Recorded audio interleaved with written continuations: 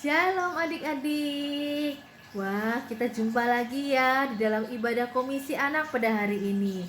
Gimana kabar adik-adik hari ini? Wah, hebat. Luar biasa semuanya ya. Nah, adik-adik semua di rumah pasti sekarang sudah duduk yang manis, mau mendengarkan firman Tuhan. Nanti di akhir cerita loh ada kuis ya. Kalian bisa menjawabnya dengan baik ya. Oke, tapi sebelumnya kita mau berdoa dulu. Losa akan memimpinnya dalam doa dan adik-adik bisa mengikutinya di rumah dengan baik. Mari kita berdoa bersama-sama. Tuhan Yesus, terima kasih karena Engkau sungguh baik. Dan pada saat ini kami akan mendengarkan firman-Mu. Engkau tolong kami, biarlah kami bisa mendengarkan firman-Mu dengan baik. Dan kami juga bisa menjadi pelaku firman-Mu. Kau sertai hamba-Mu yang akan menyampaikan firman-Mu ini. Terima kasih Tuhan, dalam nama Tuhan Yesus Kristus kami berdoa dan berserah. Amin. Nah, sekarang siapa di antara adik-adik yang ingat cerita Lauselisia minggu kemarin? Wah, hebat ya, semuanya pada ingat ya.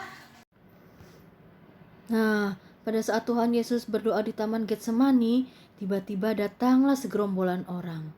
Siapa ya mereka? Ya, betul.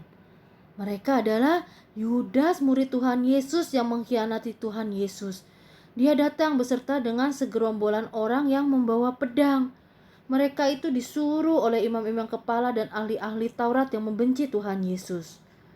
Nah, sebelum lo selanjutkan cerita hari ini, lo mau tanya, apakah adik-adik pernah menonton film Finding Nemo?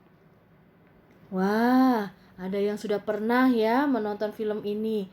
Nah, diceritakan ada seekor ikan kecil yang bernama Nemo. Nemo ini mempunyai banyak teman. Pada suatu kali, teman-teman Nemo ini terperangkap oleh jala. Nah, Nemo ini merasa kasihan, ingin menolong teman-temannya. Dan ia pun lalu masuk ke dalam jala untuk menolong teman-temannya.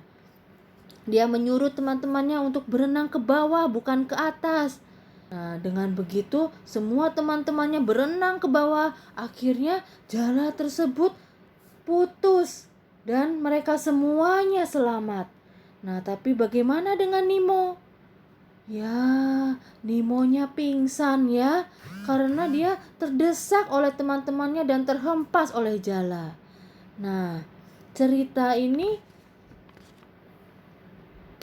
cerita ini kita bisa melihat pengorbanan Nemo untuk teman-temannya ya.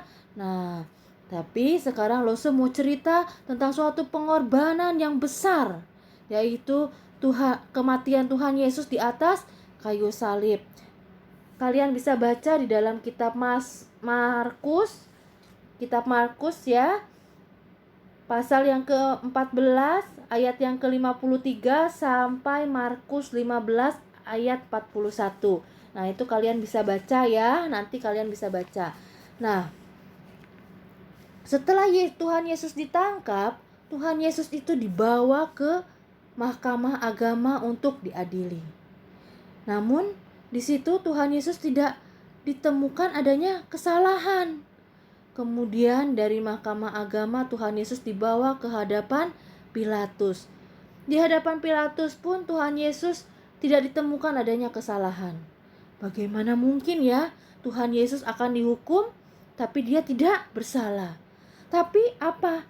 Orang-orang banyak yang ada di depan itu berteriak-teriak, "Salibkan dia, salibkan dia." Orang banyak itu lebih memilih untuk membebaskan Barabas yang adalah seorang pemberontak, pembunuh, dan juga penjahat besar daripada membebaskan Tuhan Yesus yang tidak bersalah. Nah, akhirnya Pilatus pun menyerahkan Tuhan Yesus kepada orang banyak. Nah, Tuhan Yesus pun dihukum salib. Nah, dalam perjalanan Tuhan Yesus ke Bukit Golgota, yang artinya adalah Bukit Tengkorak, Tuhan Yesus harus memikul salib yang berat. Dia juga diolok-olok, dihina oleh orang-orang. Nah, ketika itu Tuhan Yesus sudah tidak mampu lagi berjalan karena dia sudah lelah sekali. Nah, kemudian ada seorang yang bernama Simon orang Kirene, dia membantu Tuhan Yesus untuk memikul salib Tuhan Yesus. Nah, sesampainya di Bukit Golgota, tangan dan kaki Tuhan Yesus dipakukan. Pada saat itu, ketika jam menunjukkan pukul 12, tiba-tiba di daerah itu terjadi kegelapan. Kegelapan meliputi daerah itu.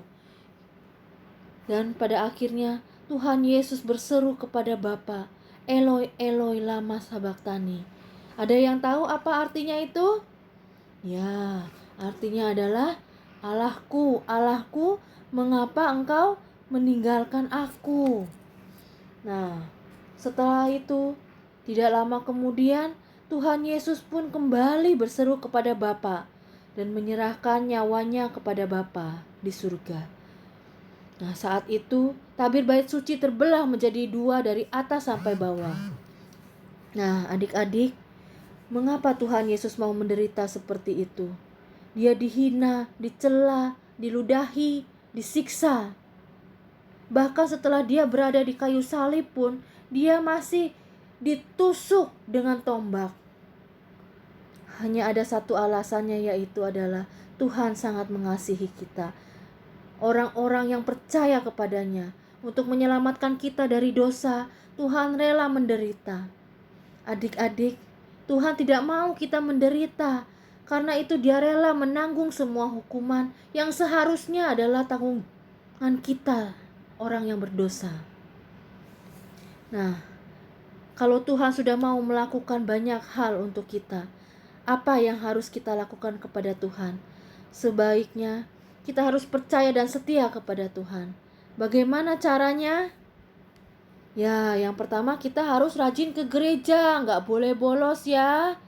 Nah, kita juga harus memuji nama Tuhan dengan semangat, membaca Alkitab, membantu orang tua di rumah, dan juga membantu orang yang dalam keadaan kesulitan. Nah, kita semua bisa ya, kita pasti bisa. Nah, sekarang untuk ayat hafalannya ya, kelas balita dalam 1 Timotius 1 ayat 15b. Yesus datang ke dunia untuk menyelamatkan orang berdosa. Dan untuk kelas kecil dan besar dalam Yohanes 3 ayat 16. Karena begitu besar kasih Allah akan dunia ini, sehingga ia telah mengaruniakan anaknya yang tunggal, supaya setiap orang yang percaya kepadanya tidak binasa, melainkan beroleh hidup yang kekal. Oke ya, sekarang kita masuk kuis ya. Nah, perhatikan baik-baik ya pertanyaannya untuk kelas balita.